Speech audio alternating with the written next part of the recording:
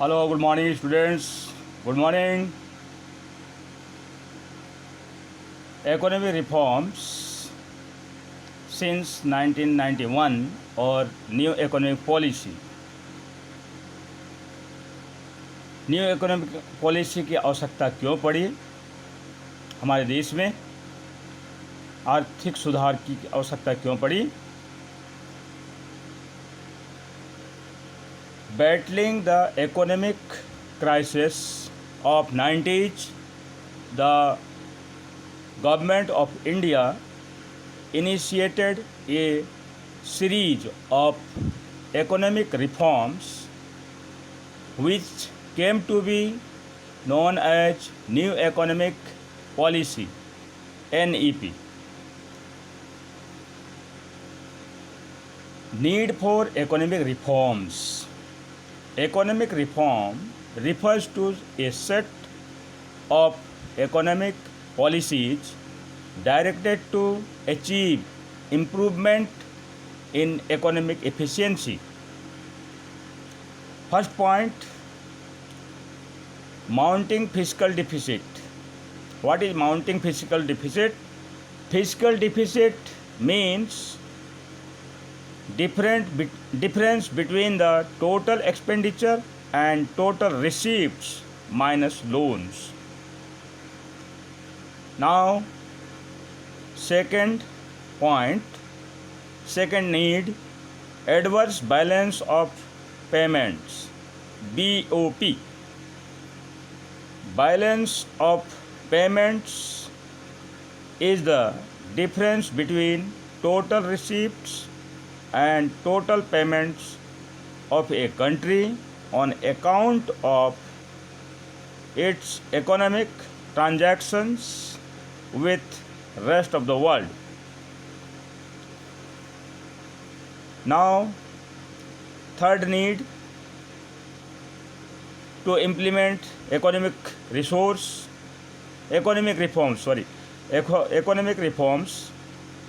Gulf crisis. On account of Iraq war in 1991, prices of petrol shot up. India used to receive huge amount of remittances from Gulf countries in foreign exchange. Now, fourth point, why it is economic reforms required.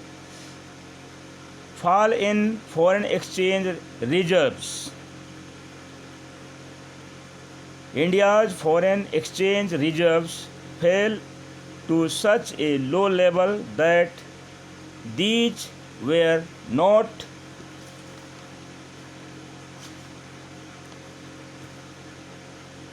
enough to pay for an import bill of even 10 days. 10 दिन के payment के लिए भी हमारे पास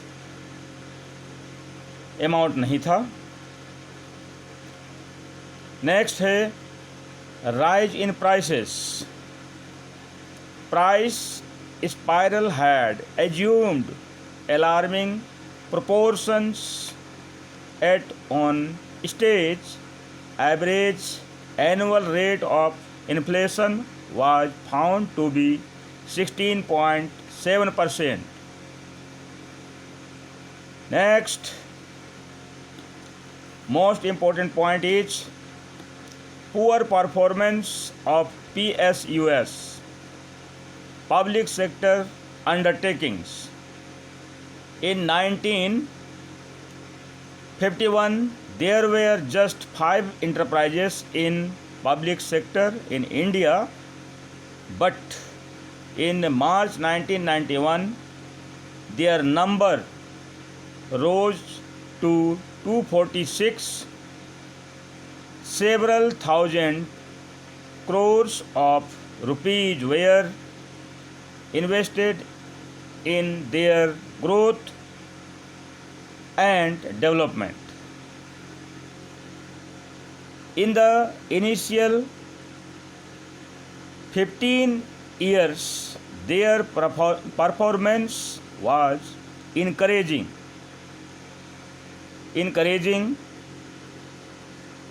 but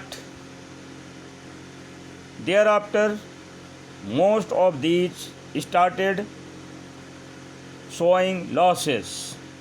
So economic reforms is required. Now, elements of NEP, New Economic Policy. There are 3 elements: liberalization, privatization, globalization. Now, we will discuss liberalization. Liberalization of the economy means its freedom from direct or physical controls imposed by the government. Government का कोई इसमें हस्तक्षेप नहीं था. अब कोई भी factory खोल सकता था, फर्म खोल सकता था. नाउ इकोनॉमिक, ये किस प्रकार से कंट्रोल अपना दूर किया? लिबरल हुई government. Economic reforms, next heading, economic reforms under liberalization. तो पहला है इंडस्ट्रियल सेक्टर रिफॉर्म्स. इसमें सुधार किया उन्होंने, गवर्नमेंट ने. पहला है इंडस्ट्रियल सेक्टर रिफॉर्म्स. इसमें ए, अबोलिशन ऑफ इंडस्ट्रियल लाइसेंस लेने पड़ते थे फैक्ट्री खोलने के लिए. इंडस्ट्रियल पॉलिसी इससे पहले उसको हटा दिया.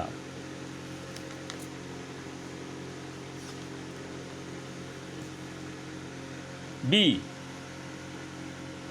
Contraction of public sector.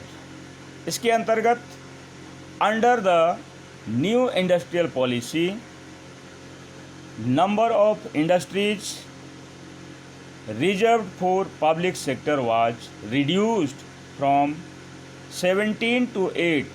17 में से 8 कर दिया पब्लिक सेक्टर से, अब प्राइवेट सेक्टर में हो गया.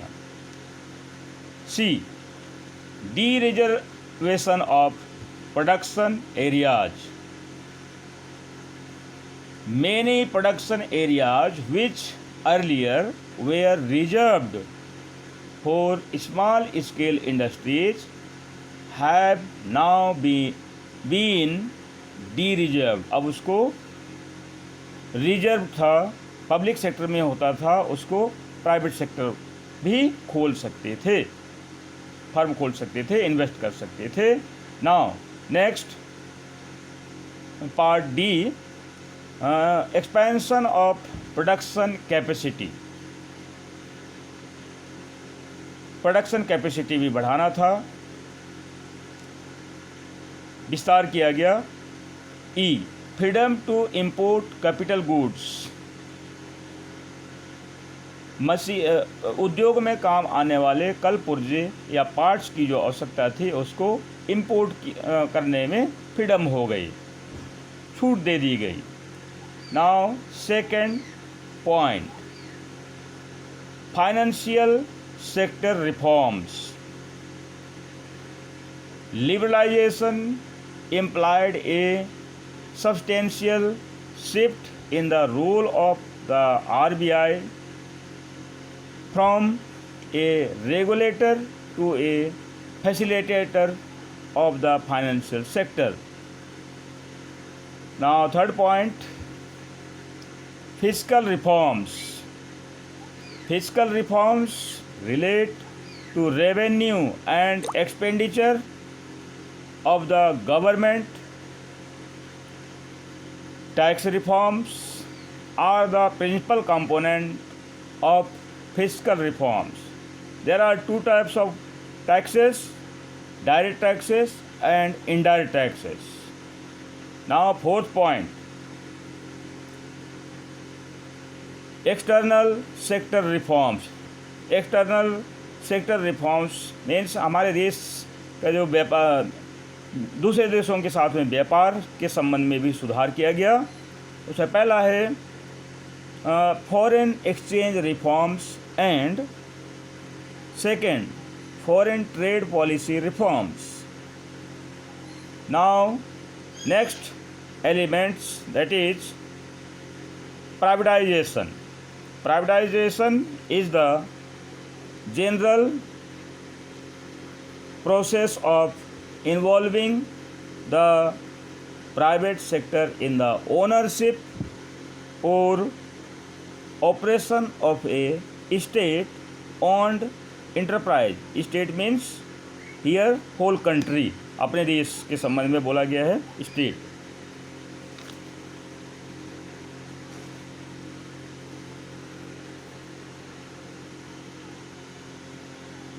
Now there are one concept, disinvestment. What is investment? Investment means capital invest for firms by the government. For the firms by the government, that is investment. Now next concept is disinvestment.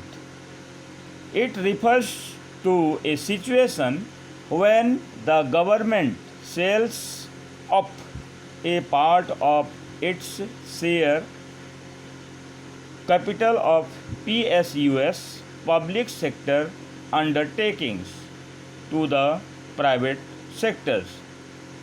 Government sells the firms to the private investors, that is disinvestment.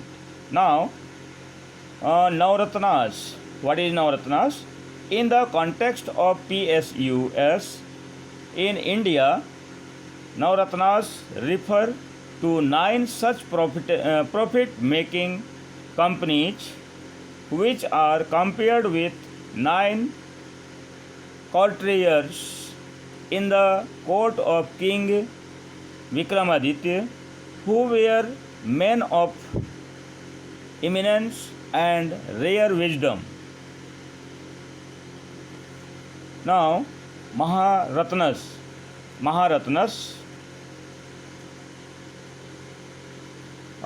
Only Indian Oil Corporation have moved from Navratnas to Maharatnas status. Another term is mini Ratnas. Recently, at another status called mini Ratnas has been created to encourage PSUs to improve efficiency and profitability. Now, main element is globalization. Globalization may be defined as a process associated with increasing openness, growing economic interdependence, and deepening economic integration in the world economy. That is globalization. One term is there. What is outsourcing? It refers to a system of hiring business services from the outside world. Their services include call centers, transcription, clinical advice, teaching, coaching, and the like.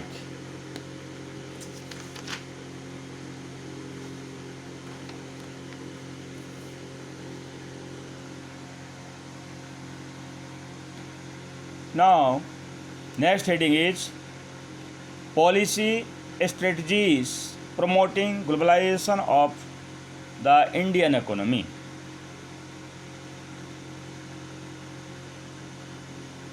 Bharat को विश्व अर्थव्यवस्था के साथ जोड़ने के जो तरीके हैं, इस तरीके से जोड़ा गया पहला है increase in equity limit of foreign investment, second partial convertibility to achieve the objective of globalization, partial convertibility of Indian rupee has been allowed. Now, third point, long term trade policy, लंबे समय के लिए व्यापार नीति बनाई गई. Fourth point, reduction in tariffs, दूसरे देशों के साथ में व्यापार किया जाता है तो उसमें शुल्क लगता है, दैट इज़ टैरिफ्स, उसमें भी घटाई गई, उस टैरिफ को भी घटाई गई. पांचवा पॉइंट है विड्रॉल ऑफ क्वांटिटेटिव रिस्ट्रक्शन लगाया गया था, उसमें भी निकाला गया, रिस्ट्रिक्शंस को हटाया गया. Now, merits of the LPG policies. LPG policies, liberalization, privatization, globalization, इसके कुछ गुण हैं. हमारे देश की इकोनॉमी के लिए जो फ़ायदा हुआ, लाभ पहुंचा, उसमें पहला है ये वाइब्रेंट इकोनॉमी, हमारे देश की इकोनॉमी में उत्साह बढ़ा, जीवंत इकोनॉमी बना. दूसरा है ये स्टिमुलेंट टू इंडस्ट्रियल प्रोडक्शन में भी गति आई, इंडस्ट्रियल प्रोडक्शन में गति आई, तेज़ी आई. थर्ड पॉइंट है ए चेक ऑन फिस्कल डिफिसिट में कंट्रोल हुआ. चौथा है ए चेक ऑन इन्फ्लेशन, मुद्रास्फीति या वस्तुओं की कीमतों में वृद्धि में भी कंट्रोल हुआ, नियंत्रण हुआ. पांचवा पॉइंट है कंज्यूमर्स सॉवरेनिटी, उपभोक्ता का प्रभुत्व बढ़ा.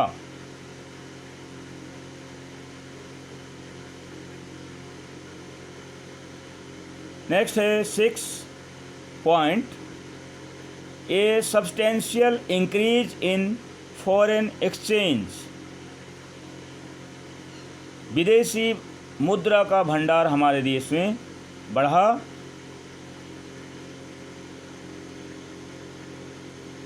नेक्स्ट है 7th, flow of private foreign investment, दूसरे देश का व्यापार, दूसरे देश का इन्वेस्टमेंट, पूंजी हमारे देश में बढ़ा. 8 point, recognition of India as an emerging economic power, आर्थिक रूप से संपन्नता की ओर हमारा देश विश्व में बढ़ा. 9th point, a shift from monopoly market to competitive market, अब प्रतियोगिता बाजार का विस्तार हुआ एकाधिकार बाजार के स्थान पर इस पॉलिसी के माध्यम से. आगे है ये तो गुण हैं, कुछ दोष भी हैं जो पूरा नहीं हो पाया न्यू इकोनॉमिक पॉलिसी में, उस ओर ध्यान नहीं दिया गया. इसमें पहला demerits of LPG policies, liberalization, privatization, globalization policies के उसके कुछ डीमेरिट्स भी हैं. इसमें पहला है नेग्लेक्ट ऑफ एग्रीकल्चर, सेकंड है urban concentration of growth process. Neglect of agriculture, इसमें कृषि के विकास पर कोई ध्यान नहीं दिया गया, कोई इन्वेस्टमेंट नहीं किया गया. ये पहला डीमेरिट्स है. दूसरा है urban centralization concentration of growth process, शहरों पर भी ध्यान दिया गया। ग्रामीण इलाके में कैपिटल इन्वेस्टमेंट नहीं किया गया। इस पॉलिसी का कोई प्रभाव ग्रामीण एरिया में नहीं रहा। थर्ड है इकोनॉमिक कॉलोनियलिज्म, आर्थिक बस्ती का विस्तार हुआ, ये भी डीमेरिट्स है। फोर्थ है स्प्रेड ऑफ कंज्यूमरिज्म, उपभोक्तावाद का विस्तार हुआ, फैलाव हुआ।